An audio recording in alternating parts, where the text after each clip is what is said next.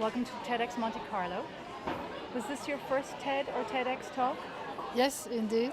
It was the first one. And what did you feel during it, after it? What was it like? Well, it was very exciting to get prepared, to think about the message I wanted to give and to deliver. And it was a success, I think. I am very happy about the audience, the acceptation of the message and the feedback I received so far. So it was a very, very nice experience. And I think it's an important message for me to give a message of hope for the citizen and for the patients. Was there any one message in particular that you wanted to share with people? Yes, I want to share that cancer is no longer a death sentence and that on the other side we still have a lot of things to do to move the society. So we medical doctors have done a lot of progress, but now it's up to the bank, insurer and society, employers to move as well. So this is a very important new concept to bring to society. You mentioned that earlier when you were talking about the institutions. How do you think we could create dialogue, or how do you think they could work together to change things? I think it requires a political will, maybe a change of the legal framework. So it is really important to try to adapt the legal framework, and I think it's the only way to influence bank and insurance. I was wondering at one point whether there might be some synergies between Derek Yock and yourself, because he was talking about insurance and wellness and preventative, and you were talking about people who have recovered from cancer and reintegrating them. Are there synergies there? Potentially, we both tackle insurance company on a different angles, because insurance company, life insurance is about life, and I am speaking about life after disease. He is speaking about life to preserve, Yeah. to not get a disease. So yes, indeed, all the messages are complementary and useful. Well, it impacts the same institutions? Yes, Or not? It yes, does? it can impact the same institutions. But as I say, it's very difficult to reform bank and insurance companies How can we incentivize them? by the legal framework. I think it will be the only way, is a legal framework, change the rules. And those rules would be very different in the States versus Europe, wouldn't they? Not necessarily, not necessarily. It could be a similar approach. For the moment, the law I know is the French law, le droit à l'oubli, which is a good law, and it could be serve as a pilot or a model. But one of the things you also talked about was after when somebody has had cancer but they recover, then their reintegration into society.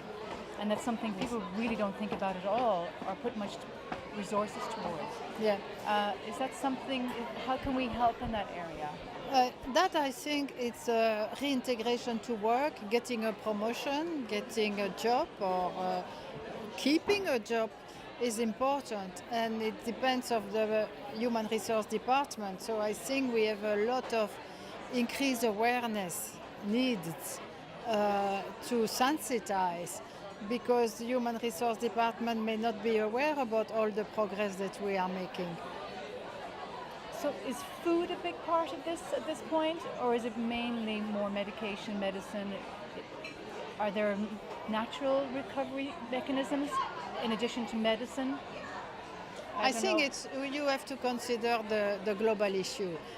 You have to live healthy, but you have to have medication. So it's a combination and a synergy between both. You cannot select and target only one part of the equation. You need really both to have an healthy life, an healthy diet, and the right medication at the right time. Or surgery or radiotherapy, because dealing with cancer is not only dealing with chemotherapy, it's only having a good quality surgery, a good quality radiotherapy. So it's the integration of what we call in our jargon therapeutic strategies. how do you integrate these therapeutic strategies? Because now you have also, in addition, the immunotherapy which come into the picture.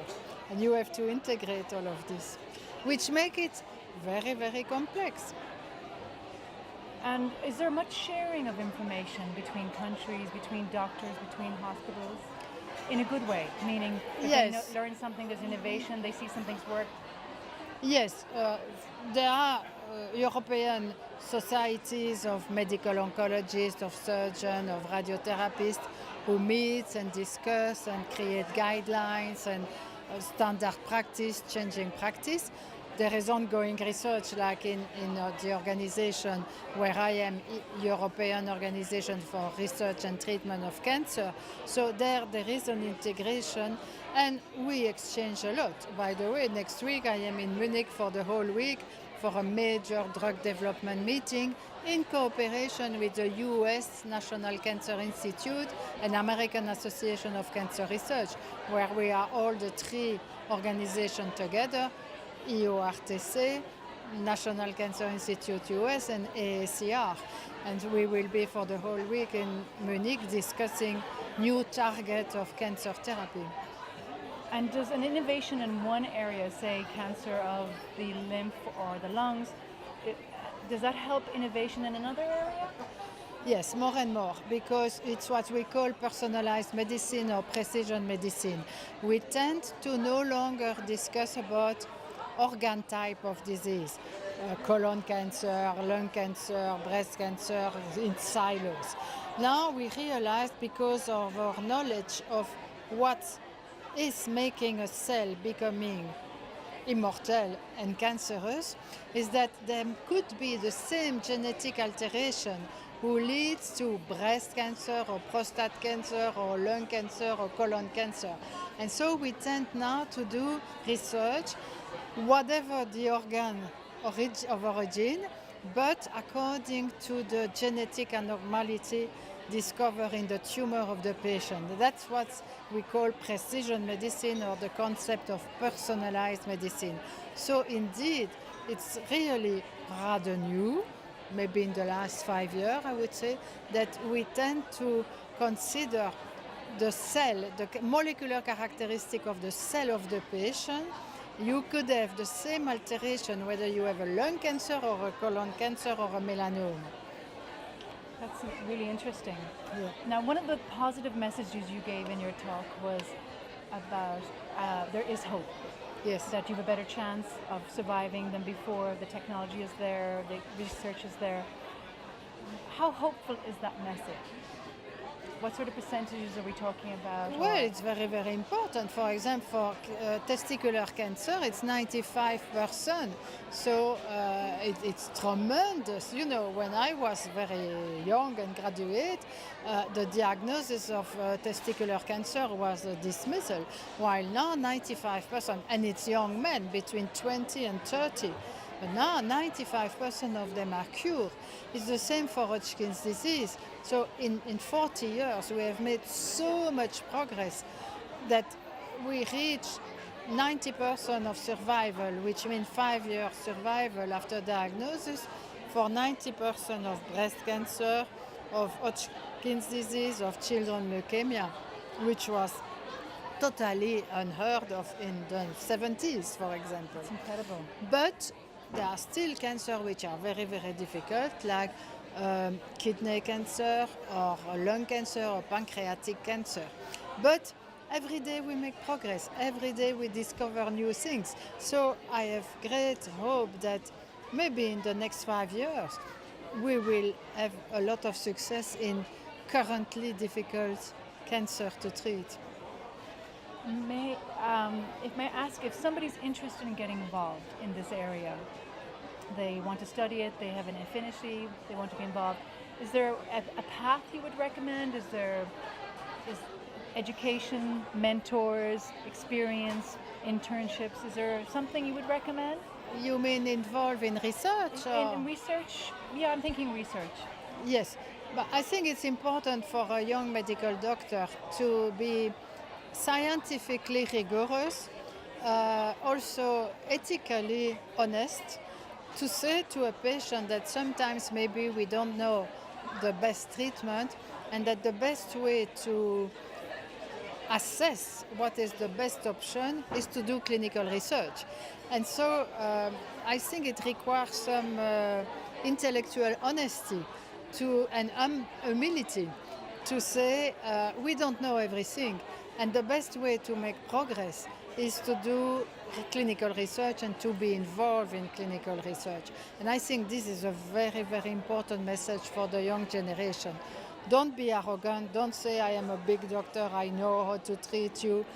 Question yourself, be critical, and accept to participate in clinical studies. Is there any one last message you would like to share? You think we haven't covered?